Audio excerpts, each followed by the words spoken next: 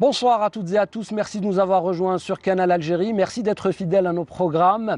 J'espère que vous passez d'agréables vacances, un bon été et puis une bonne période de congé pour celles et ceux qui travaillent. J'espère que Canal Algérie est une fenêtre de détente et de voyage. Moi je suis ravi de vous retrouver avec l'ensemble de l'équipe de Brise d'été qui s'est déplacée, la régie mobile, à leur tête le réalisateur Abdelkarim Bougra pour une nouvelle aventure, cette fois-ci à Djidjel. Rappelez-vous, on a commencé à Tipaza, puis on est parti avec Mounir Larj à Mostaganem et à Intimouchent, et l'aventure a continué jusqu'à Annaba. Et là, bien évidemment, on fait cette magnifique ville incontournable, une destination magnifique à travers, bien sûr, sa richesse, j'allais dire, naturelle et culturelle, parce qu'il y a des rencontres humaines à Djidjel, comme celle de ce soir, parce que ce soir, on va vous présenter des personnes, des femmes et des hommes qui font tout pour que la destination à Algérie soit une destination incontournable pour les touristes dans la Méditerranée et dans le monde. Sans plus tarder, je vous les présenter. Alors, on va accueillir avec nous mademoiselle Bedouhen Lilia, elle est directrice du parc national de Taza, pour nous parler de la richesse naturelle de la wilaya de Djidjel. Puis juste à côté, il y aura le professeur M. Chakour Saïd Chouki, il est expert en économie des ressources naturelles et de l'environnement. Et lui, il va nous expliquer ses nouveaux projets, ses projets en vogue pour l'attractivité touristique. Il s'agit bien sûr des éco-tourismes et du pesca-tourisme. Quand on dit pesca, c'est pêche et tourisme. Et vous allez voir avec ce monsieur, il va nous expliquer ces nouvelles formes bien sûr, de séduction touristique, j'allais dire, c'est le mot. En tout cas, un lieu, un mythe, une histoire. Et on va parler de ce grand phare, donc Ras El Afia, un joyau architectural qui date de 1907, d'après bien sûr les historiens, et qui continue à attirer les touristes des quatre coins de la planète par rapport à son architecture, encore une fois incroyable, et à sa conservation bien faite par des hommes qui ont tout simplement légué de père en fils cette tradition de conservation. Et on aura le fils qui a continué le travail du père. Il s'agit de Abid Fawzi. Il sera avec nous pour nous parler de l'histoire de ce phare et comment cet amour au phare est venu dans sa vie. Et puis il y aura avec nous l'incontournable, j'allais dire, Madame Selima Gawa, qui est directrice de la culture. Elle va nous parler des différents sites archéologiques de la wilaya de Djidjel et puis bien sûr du programme culturel de cette saison estivale 2018. Voilà, la feuille de route est tracée, vous allez rester avec nous et je vais passer tout de suite à ce débat que je vais faire avec plaisir avec nos invités. Mademoiselle Lilia Marhbabik, merci d'avoir accepté l'invitation de Canal Algérie. Ravi de vous avoir sur le plateau de Brise d'été. Merci à vous. Donc c'est réciproque. Marhbabik في la wilaya de Djidjel. Donc oui. On est honoré de vous recevoir parmi nous donc à la wilaya de Djidjel. Merci. Et juste à côté de vous, bien sûr, le professeur M. Chakour Saïd Chouki. Marhbabik. Merci, marhaba bikoum et bienvenue à Djidjel. Ouais. Surtout pour cette opportunité, pour mettre en valeur, je dirais, les spécificités, voire les exclusivités de la région. Merci beaucoup. Je disais tout à l'heure dans mon introduction que la wilaya de Djidjel est incontournable pour le tourisme, que ce soit en Algérie, au Maghreb ou bien en Méditerranée, parce que c'est une wilaya assez riche. Elle est sur une superficie de plus de 2300 km, c'est pas rien, c'est quelque chose d'énorme. Et puis il y a le parc de Taza qui est connu, qui est classé biosphère en 2004 par l'UNESCO. Alors madame ou mademoiselle Lilia, vous qui êtes directrice de ce parc, dites-nous les particularités et les potentialités de ce parc appelé Parc Taza et qui arrive justement à drainer des millions de touristes chaque année. Tout à fait, merci beaucoup. Donc le parc national de Taza, donc la wilaya de Djidjel a cette spécificité d'avoir un parc national naturel donc au niveau de la wilaya. Le parc national, c'est un parc qui est terrestre et marin. Donc on a quand même, il était classé, donc il est classé en 1984 2004, donc par un décret présidentiel. Donc bien avant, à la période coloniale, c'était avec, il était déjà un parc national. Donc vous voyez l'historique. Il avait une autre appellation, je pense. Oui, il y avait une autre appellation, c'était le parc de d'Arlouet. Donc avec une superficie de 230 hectares. Actuellement, donc il a été classé en 1984. Avec une superficie de 3807 hectares. Oui. Donc, quand même, c'est un patrimoine quand même naturel, assez riche. Il abrite pas mal de curiosités et de spécificités naturelles, donc, qui attire pas mal de touristes et de visiteurs. Oui. Donc, le parc national de Taza, c'est un parc et c'est un site donc, pilote sur pas mal de belles choses qui se font. Donc, et on a aussi des objectifs qu'on a tracés. Donc, c'est des objectifs de protection et de préservation de tous les sites naturels et biodiversité existantes. Et comme vous avez posé la question, donc on a pas mal de richesses sur le plan faunistique et floristique. On a 1848 espèces donc, et des particularités assez donc, considérables. On cite aussi les sites et les forêts naturelles qui existent au niveau du parc, la forêt majestueuse de la forêt de Grouche, avec ses spécificités donc, naturelles. Donc, c'est un cocktail de zénés donc, et de chênés, donc chêne à Fares, chêne liège, chêne zen, donc qui sont de peuplement pur donc, et unique au niveau national, si on peut dire, donc avec une caractéristique donc, qui a fait qu'on fait un effort considérable pour la protection, c'est la citelle kabyle, donc le oiseau endémique de la région. Donc, c'est pour cela qu'il y a pas mal de curiosités, des sites et des panoramas. Donc, il y a des espèces d'oiseaux qui sont des enimides aussi au niveau du territoire du parc qu'il faut préserver, protéger. Et sans oublier aussi le label, donc le parc il a le label MAB en 2004. Donc, c'est un label qui travaille sur le facteur humain, le facteur homme. D'accord. Donc, mademoiselle Bédouane, quand on parle de toutes ces richesses, de ces potentialités incroyables dont dispose justement la wilaya de Jijel. Qu'est-ce que fait la direction que vous chapeautez en matière de conservation? Alors, c'est important de nous parler d'espèces, 1800 espèces, c'est un chiffre assez important. Et j'imagine que le nombre de ceux qui préservent la nature, il est beaucoup moins important que cela. Et justement, c'est là où intervient votre rôle. Il y a des partenariats qui sont établis. Est-ce que vous travaillez avec des secteurs bien définis? Est-ce qu'il y a une sensibilisation et avec quoi? Tout à fait. Donc, au niveau de la direction du parc, il y a des départements donc, ils ont des missions bien précises, donc de préservation, de sensibilisation, de vulgarisation. On a des secteurs qui sont sur place, donc c'est des secteurs de terrain, donc qui sont dispatchés à travers le territoire du parc national, donc avec des équipes qui interviennent sur place avec des tournées pour voir les états des lieux, pour parler, pour sensibiliser la population locale. Donc il y a des Mechsa et des populations qui sont dans le parc national de Taza. Donc c'est pour cela on a quand même des liens et de partenariats avec pas mal de directions et aussi des associations, la société civile. Donc je cite pas mal de directions, donc ils ont un lien directement avec la nature, donc le tourisme, l'environnement, l'université, l'éducation. Donc c'est un tout.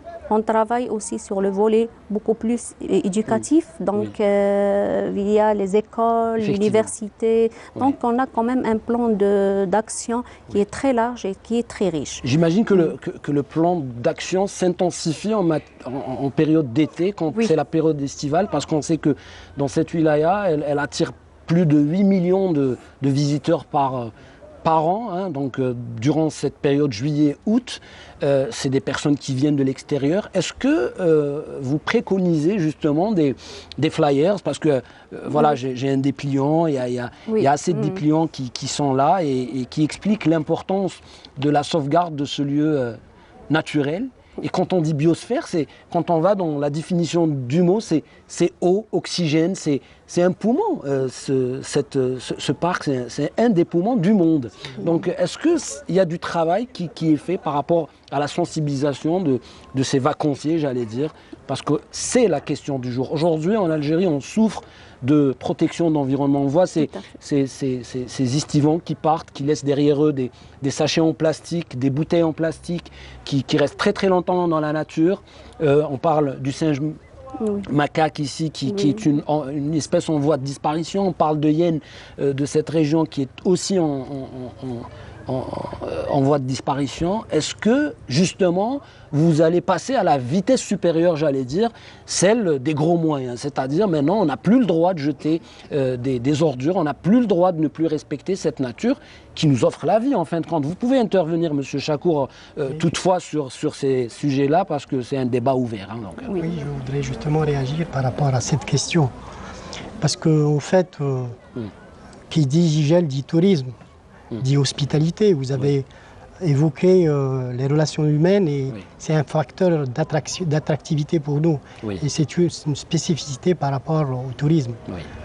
Vous savez, l'approche classique des parcs, on parle de protection, de conservation. Donc chez l'acteur, donc on parle de restriction. Donc on pense au bien-être. L'acteur il va penser à la dégradation de son bien-être s'il y a restriction. Mais en réalité, le rôle du parc national de Taza est beaucoup plus que ça. C'est-à-dire qu'il essaye de concilier la conservation et le développement économique et social. D'autant plus pour les acteurs locaux et les populations locales. Voilà, donc on a un petit peu compris les grandes lignes, qu'est-ce qu'il faut faire pour protéger. Donc il y a bien sûr des idées qui sont essentielles aujourd'hui. Mais en tout cas, on a un VTR, on a un reportage qui a été préparé par notre collègue du service de l'information, Souad Rekhrour, et qui parle justement des potentialités, de la richesse de la wilaya de Jijel, des richesses naturelles bien sûr, et de ces sites merveilleux qui attirent encore une fois des millions de visiteurs chaque an dans cette wilaya extraordinaire. Regardez.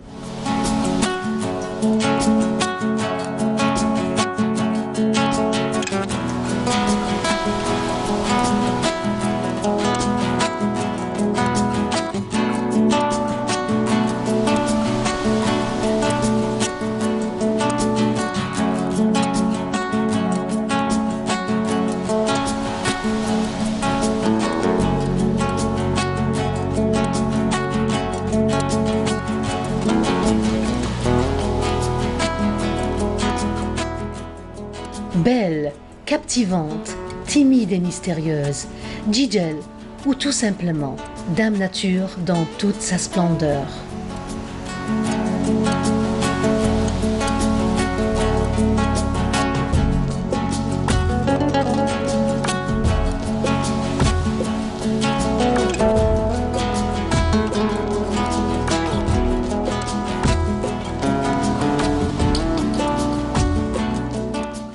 Des plages majestueuses, des forêts verdoyantes, des grottes pittoresques,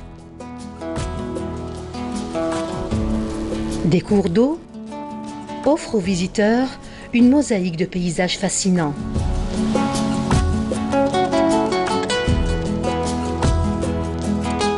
Jijel a tout pour séduire.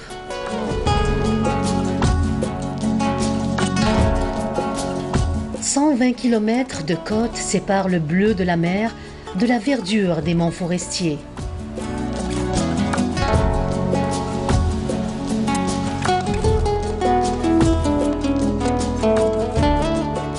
La corniche taillée à flanc de montagne est splendide.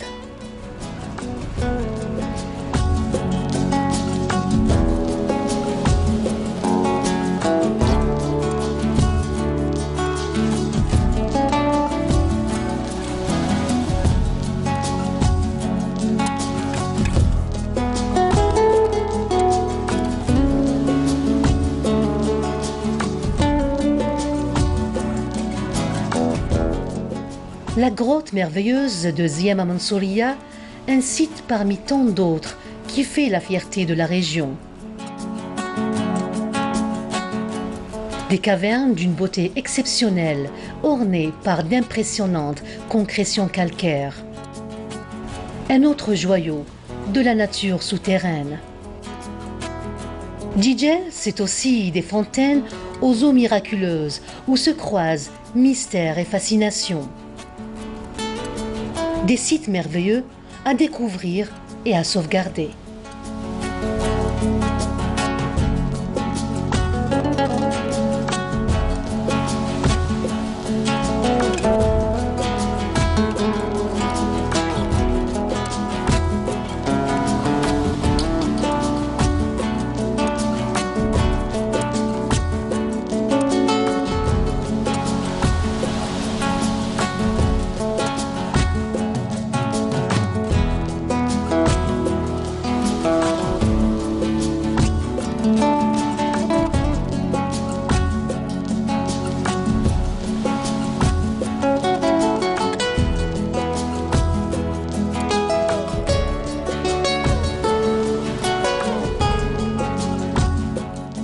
Destination incontournable à découvrir, Jijel ouvre grand les bras à tous ceux qui sont en quête de découverte et de dépaysement.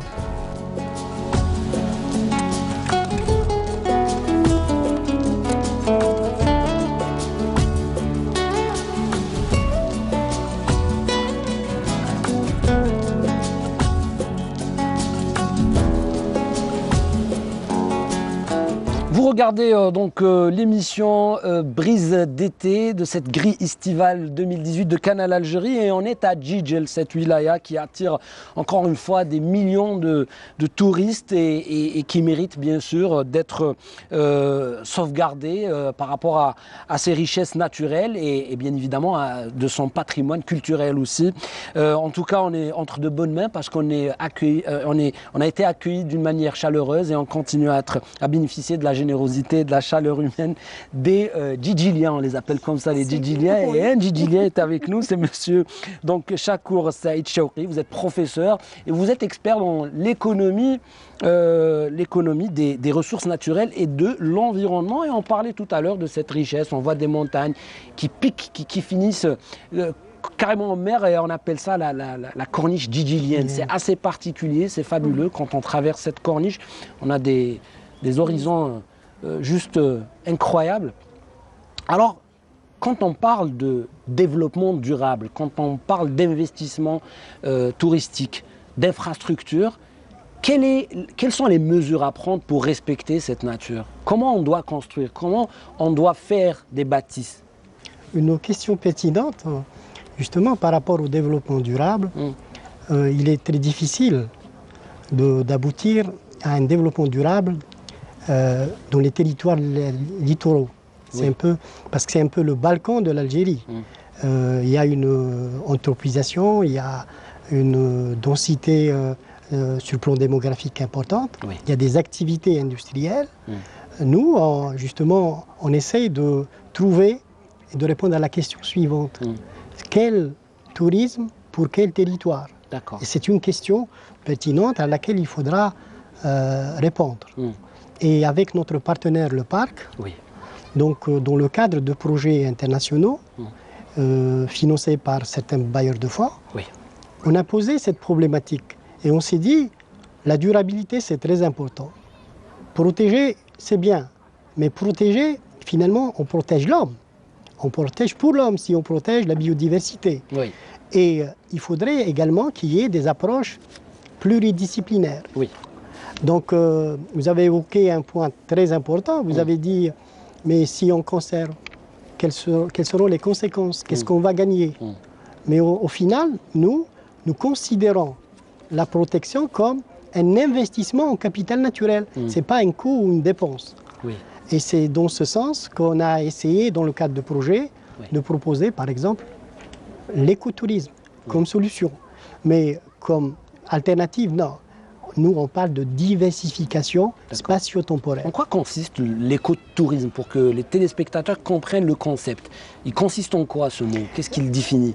L'écotourisme, d'abord, c'est un tourisme qui prend en considération d'abord l'aspect développement, donc l'aspect économique et social, et l'aspect écologique également. Il est respectueux de l'environnement. Mais c'est beaucoup plus un tourisme qui profite surtout aux locaux, aux populations locales. Donc il y a déjà une adhésion au projet. Il y a également une solidarité locale qui devient une force de proposition autour de ce noyau-là. Et je pense que dans le cadre du projet, je dirais la participation et la concertation ont été les points clés pour la réussite de ce projet. On va essayer tout à l'heure de développer tout cela. D'accord. Mais vous parlez aussi de pescatourisme. Et ça m'a attiré le mot. Déjà, on a l'impression que c'est un mot qui sort comme ça des registres de la modernité, des registres de... C'est un mot in, quoi. Je voulais dire que c'est bien in. Au contraire, si on revient à l'étymologie du mot, le pesca, pescador, donc c'est pêche, et tourisme, c'est le tourisme, c'est pas le tourisme de pêche, mais c'est beaucoup plus un type d'écotourisme, donc par les pêcheurs et pour les pêcheurs. Alors c'est quoi justement la démarche? Il faut nous l'expliquer parce que moi je suis curieux de le savoir. Justement, vous savez, la curiosité et la découverte, c'est très important pour l'attractivité touristique. D'accord. Et justement, on part de ce principe-là, comment attirer à partir de l'exclusivité. Venez découvrir un nouveau produit. Le pescatourisme, c'est toute une histoire. Ça a été développé en Italie, en France et en Espagne, en Corse plus particulièrement. Mais la genèse n'était pas la même. Ici, le pescatourisme est venu comme une activité complémentaire à la pêche artisanale. Vous savez, la vocation de Gigel, c'est l'agriculture, la pêche et le tourisme. Nous avons pensé à une approche intégrée, tourisme, pêche. Vous savez très bien que sur le plan institutionnel, il y a des conflits d'intérêts. Il y a des conflits d'usage. C'est clair. Et nous sommes parvenus, grâce à ce projet, à réunir l'exécutif, notamment le tourisme, l'environnement, les ressources halieutiques. Et c'était un projet réussi à l'échelle méditerranéenne. Donc le pescatourisme, nous avons proposé... Vous maintenez le suspense, c'est incroyable, il ne peut pas nous... Oui, mais il faut le faire. Dites-le nous. Il faut qu'il y ait l'accroche d'abord et le suspense ensuite.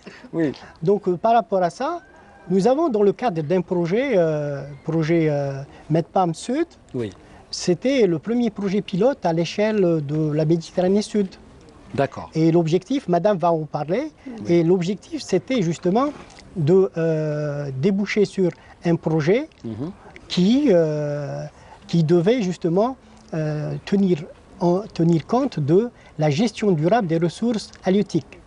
Vous savez, chez nous à Gigel, la pêche, qui dit Gigel dit pêche, dit pêcheur. Mais depuis la nuit des temps, il y a le rapport avec la mer. Les habitants de Gigel sont des marins. Et ils sont installés par rapport à cette ressource.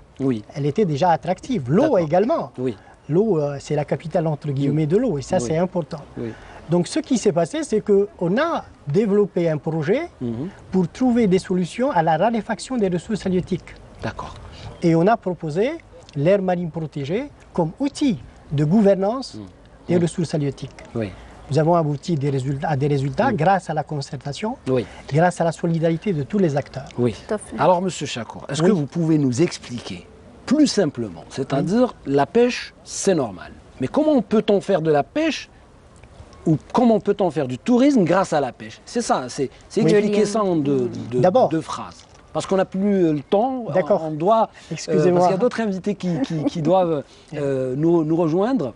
Excusez-moi, mais votre question m'a donné l'appétit, c'est par rapport à ça. Mais prenez votre temps, mais sauf qu'on est juste assoiffé de savoir c'est quoi la jonction, cette jonction tourisme et pêche. La jonction, c'est que si on propose aux pêcheurs de diminuer l'effort, il y aura un effet à court terme sur le revenu, le bien-être. Mais à moyen terme et long terme, il n'y a pas de problème. On a proposé le pescatourisme, c'est-à-dire le pêcheur avec son matériel, il va assurer des sorties en mer avec des touristes qui vont découvrir le métier et déguster également. Ah, voilà. Et c'était également une manière de valoriser le patrimoine qui est la pêche artisanale. Et c'est expliqué, c'est merveilleux. De toute façon, on a compris, inviter des gens à déguster les richesses de ce qui vient de cette mer méditerranéenne. Et bio. Et bio, c'est sûr, c'est clair, c'est incontestablement le mot. Mais en même temps, visiter la région, la respecter et apprendre à la respecter. On termine rapidement avec 2 mots avec mademoiselle, bien sûr, Lilia, qui est directrice du parc de Taza. C'est votre 30 secondes de message, c'est vos dernières 30 secondes de message, respect de l'environnement, respect de la nature. C'est à vous. Tout à fait. Donc, mon message il est clair et direct. Donc, ensemble tous, donc, pour protéger ces milieux naturels, cette biodiversité quand même incontournable, ces jolis paysages, donc ce plateau et ce panorama donc, qui est derrière nous. Donc, ensemble tous, pour la protection, pour la préservation et aussi on est ouvert sur le tourisme et l'écotourisme. Et c'est dit, et merci beaucoup d'avoir encore une fois accepté notre invitation, mademoiselle Bedouhen. Merci pour votre disponibilité et votre accueil surtout. Merci beaucoup, nous sommes vraiment ravis de vous avoir eu sur le plateau de Brise d'été. Monsieur Chakour, je vais juste vous demander de nous dire en 10 secondes vos recommandations, enfin 3 mots-clés. Voilà, qu'est-ce qu'on doit retenir? Quels sont les mots qu'on doit répéter sans cesse pour les jeunes, pour les enfants dans les écoles? Travaillons ensemble, d'abord pour la destination Algérie. Oui. La deuxième des choses, il faut apprendre à nos enfants la responsabilité. Et je pense que c'est le mot-clé. Merci beaucoup. Merci. Je rappelle que vous êtes professeur expert en économie des ressources naturelles et de l'environnement. Quant à vous, chers amis téléspectateurs, voilà, je vous invite, moi et le staff qui est avec nous, à observer ce coucher de soleil magnifique capté par les caméras de Abdelkrim Bougra et de l'équipe de la régie mobile de la télévision nationale. Mais entre-temps, on vous propose de faire une évasion musicale et on revient juste après. Restez avec nous, c'est sur Canal que ça se passe.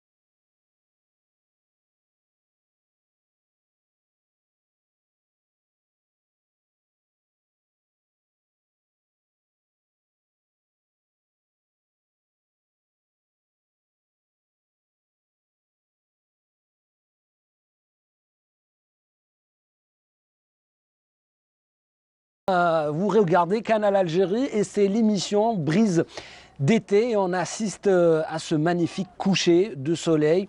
On est au pied du grand phare Ras El Afia, on l'appelle comme ça. C'est un joyau architectural. Et quand on parle de ce joyau architectural, on parle d'un lieu, d'un mythe, d'une histoire. Et celui qui va nous raconter cette magnifique histoire, c'est monsieur Abid Fawzi. Il est l'enfant, le fils de celui qui a toujours tenu au propre et tenu en état ce merveilleux site. Tout d'abord qui guidait les marins, qui leur sauvait la vie parfois, parce que voilà, il n'y avait pas d'instruments à l'époque de navigation, mais c'est grâce à ces édifices que beaucoup de marins arrivaient à accoster sur les ports de Djidjel. Et puis juste à côté, l'incontournable, celle que vous connaissez toutes et tous, bien sûr, c'est Madame Salima Gawa qui est directrice de la culture. Merci de répondre toujours présent pour les émissions de Canal Algérie. Marhaba bik. Bienvenue à vous dans l'émission Brise d'été. Alors, moi, tout à l'heure, on a parlé en off, hein, avant de commencer l'émission, on a dit pour vendre une destination touristique, hein, il faut qu'on raconte des histoires, il faut qu'on raconte ces légendes qui ne sont pas connues.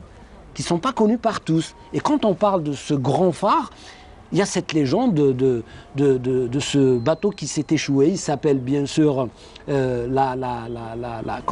rappelez-moi. Le banc de Kabyle. Non, ça c'est pour le banc de Kabyle. Oui. Et puis il y a la Salamandre, le navire qui s'est échoué. Oui. Voilà, j'y arrive, j'ai pas oublié. Et est-ce que c'est une légende, est-ce que c'est une vérité? Ben vous allez nous l'expliquer. Bon, salam alaikum. هذه تعتبر أسطورة. الأسطورة تبقى دائما بين الحقيقة والخيال يتداولها الشعوب. هي عندها نكهة خاصة لما الناس تزورك في المنارة وتحكي نوع من هذه الأسطورة، الناس يتشوقوا عليها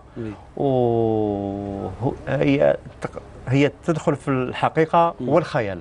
لكن النكهة تاعها لما تحكيها للسواح يعني un autre charme. C'est-à-dire qu'il y a beaucoup de visiteurs qui viennent visiter ce phare, hein, Ras El Afia. Oui. Vous allez nous dire pourquoi Msmino Ras El Afia. Et vous leur racontez cette histoire, et à travers cette histoire, alors, comment est venu cet amour? C'est-à-dire votre père faisait ça, et vous avez tout simplement repris ce flambeau pour garder ce phare en état. Il est très propre, il est classé parmi les 23 meilleurs phares d'Algérie, de la Méditerranée. Donc, كيفاش جا هذا الحب هذا؟ هذا الحب كما يقولوها سي لو فار دو مون انفونس. دونك انا كي الاب تاعي كان هو المشرف على هذا المناره. انا تربيت معاه، كنت نعرف حال التسيير تاع المناره، كيفاش تشتغل المناره، كيفاش ليستوار تاعها. حتى دخلت حتى في البحوث وعملت دير شيرش على باش ندخل في عمق هذه المناره، باش عرفت كيف تاسست، شكون اللي بناها، شكون اللي وعلاش الدور الاساسي تاعها. حتى الزوار اللي يجيونا من كل انحاء الجزائر والعالم باسره، من شخصيات ثقافيه سياسيه من يقولوا بلي هذا لو فار il a été bâti en 1907 في 1907 صحيح او خطا؟ وي شوف المناره هي التاسيس تاعها في عام 1867 من طرف نحات على الصخور شارل سالفا. هذه المناره تشيدت على قمه غريفات، لو بوان غريفات. دونك المناره هذه شيدها شارل سالفا عن طريق الحجاره الزرقاء، لا بيير بلو، اللي كان ينقلها من لا ريجون تاع العوانه، لان لا ريجون تاع العوانه راهي تريريش بلا بيير بلو، الحجاره اللي تقاوم كل العوامل الطبيعيه. صح. alors راح نقول حجره بحجره، pierre par pierre, vous et votre père, et j'imagine qu'il y a eu beaucoup de personnes avant vous qui ont contribué à la sauvegarde de cet édifice voilà, important dans le patrimoine de notre histoire. Il a des particularités ce phare, de خصوصيات. علاش الناس قاعد تجي وعلاش il est inscrit dans le patrimoine algérien. Pourquoi؟ وشو الخصوصيات اللي عنده؟ علاش ما يشبهش لكاع لي فار اللي كاينين في العالم؟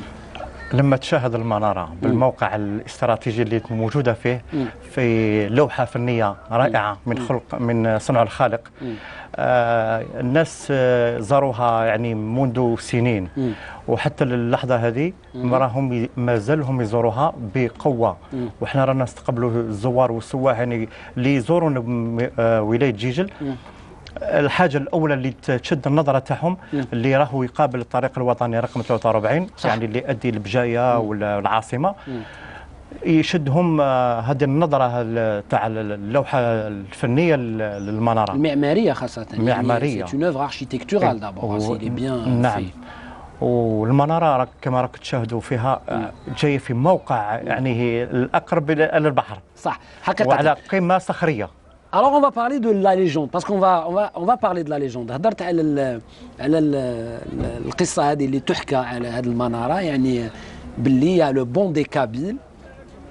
دونك il y avait des pèlerins يعني كاين حجاج كانوا يمشيوا مسكيكدا وبجايه وترافيرسيو البحر يعني ترافيرسيو لا مير. Et comme il y a des rochers de l'intérieur, on va l'expliquer comme ça pour que les téléspectateurs comprennent. Donc il y a un bateau qui s'est échoué. Oui.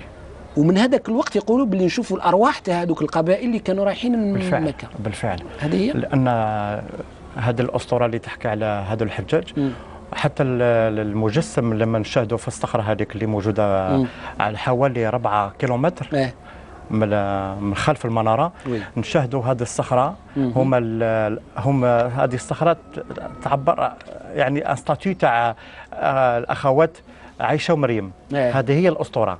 لما تشاهد هذه الصخره تشوف الستاتي شغل ان بون كابيل. دونك هذو الاخواتات اصبحوا شغل مجسم. Une dernière question. Aujourd'hui, à la Banablé, on sait que tous les navires,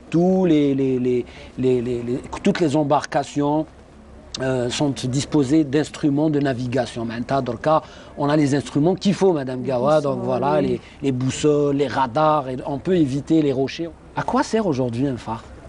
C'est la question. Le phare, c'est le charme de littoral algérien, sincèrement. Oui. En plus, donc, في الشتاء على بالك احنا رغم كل التكنولوجيا الموجوده عندنا صح. لما تكون العواصف ولكن المناره لما تشعل وتعطي الضوء تاع الاحمر في الباخره قبطان الباخره لما يشاهد البطاقه البحريه يشاهد باللي هذه المناره موجوده في جيجل راس العافيه. Et ça rassure. Oui. Ça nous conforte oui. de savoir qu'on est tout près des côtes djidjiliennes et qu'on est sain et sauf parce que parfois quand il y a des tempêtes, vous m'avez raconté, il m'a raconté Madame Gawa que pendant les tempêtes d'hiver, le phare bougeait. Et ça c'est impressionnant, il faut le vivre pour le croire. Et juste pour les téléspectateurs, donc particularité pour particularité, spécificité pour spécificité, il faut savoir que ce phare est long de 16 mètres. 16 mètres et quelques. 16 mètres sur terre voilà, et 43 mètres sur mer. Voilà, 43 mètres sur mer. Et il rayonne, hein, donc il y a cette lumière cadencée hein, qui est réglée comme un métronome, qui est de couleur rouge, donc vous le confirmez, et qui balaye jusqu'à 42 km.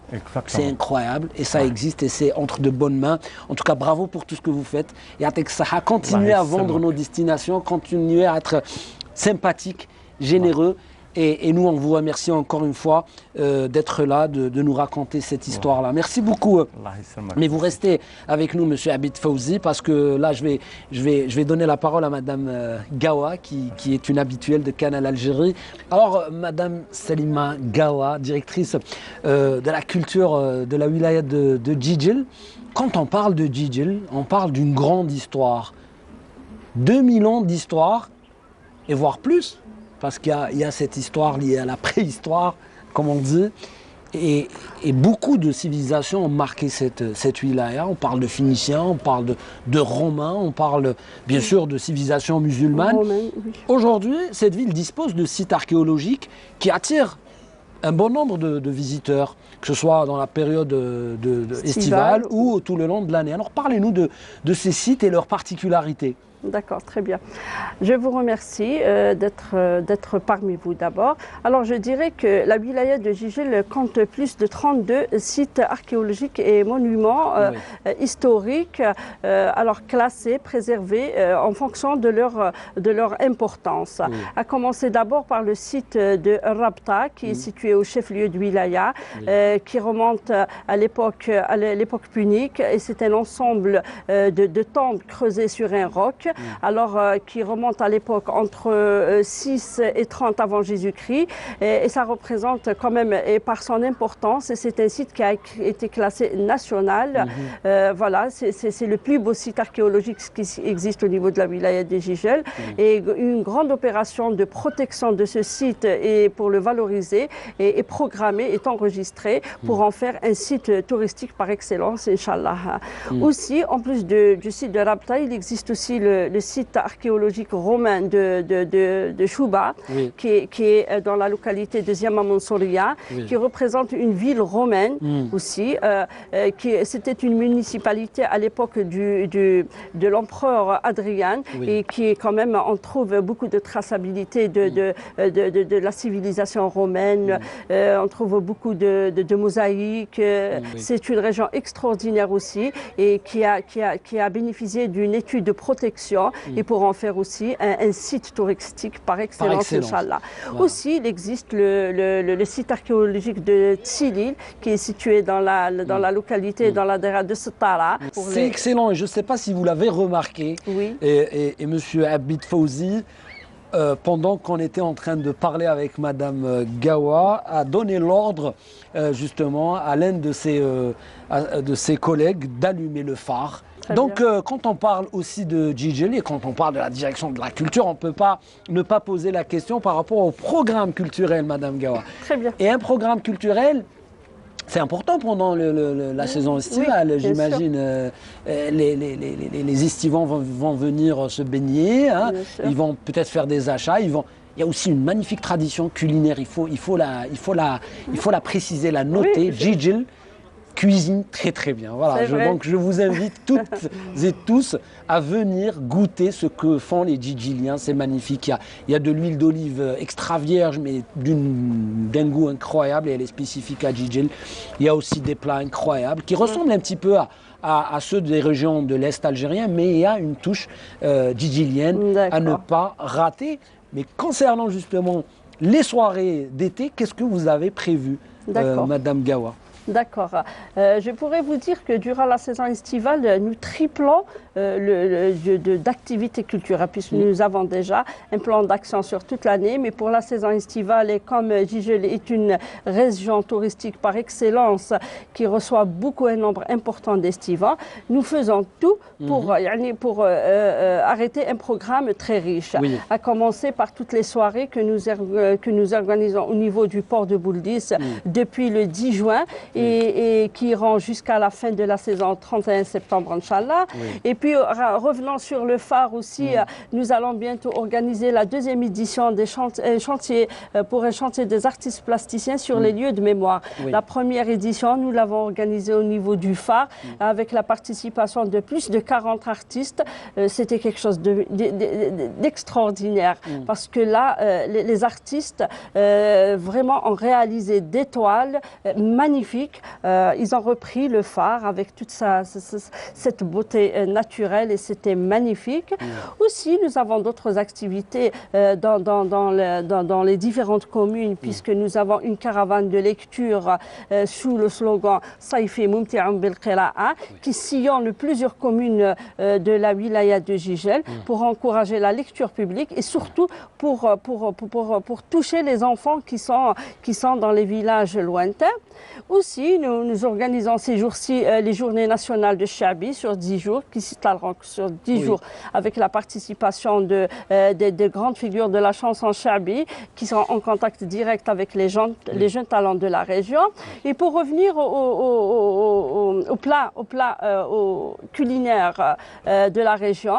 Nous allons organiser en partenariat, en collaboration avec les associations féminines, où nous allons présenter un grand buffet au profit des estivants, où plusieurs plats traditionnels seront présentés et كما على بالكم الدجاج المشهوره بالكسكس بالحوت وبالشخشوخه بالفتات. Alors il y aura beaucoup de plats traditionnels qui seront présentés pour les estivants, Inch'Allah, pour cette saison. Merci beaucoup. C'est un joli programme, en tout cas tracé par la direction de la culture de la wilaya de Djidjel. On arrive à oui, allez-y rapidement. Oui, et aussi il y a un programme de sortie touristique pour valoriser ces monuments et sites archéologiques et touristiques. Nous programmons des sorties pour les estivants vers les sites archéologiques et les monuments historiques chaque week-end. Et c'est très intéressant.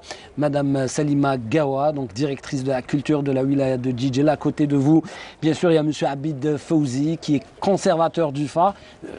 Est-ce que vous formez quelqu'un aujourd'hui pour continuer la mission comme votre père l'a fait? Est-ce que واحد راك تفورمي فيه دركا باش يحافظ على هذا الفار هذا؟ Il y a mon frère.